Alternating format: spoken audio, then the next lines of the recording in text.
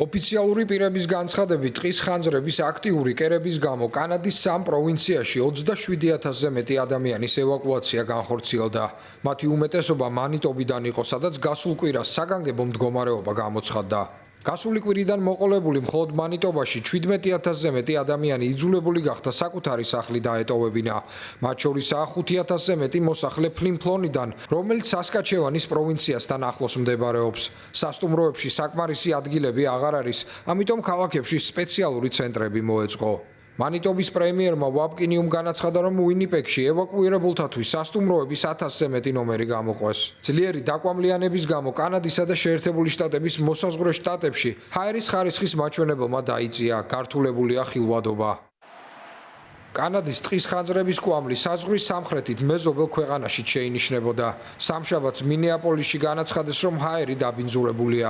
ჰაერის დაბინძურების შესახებ შტატის მოსახლეობას მინესოტის გარემოს სააგენტოც აფრთხილებს. დაკვამლიანება იყო აღმოსავლეთით მიჩიგანსა და დასავლეთით დაკოტასა და ნებრასკაში, ასევე სამხრეთ-აღმოსავლეთით ჯორჯიის შტატში. გერმანული საინფორმაციო სააგენტო DPA კი ითხოვინება, რომ მაღალ სიმაღლეზე ასულმა კვამმა ევროპამდეც მიაღწია.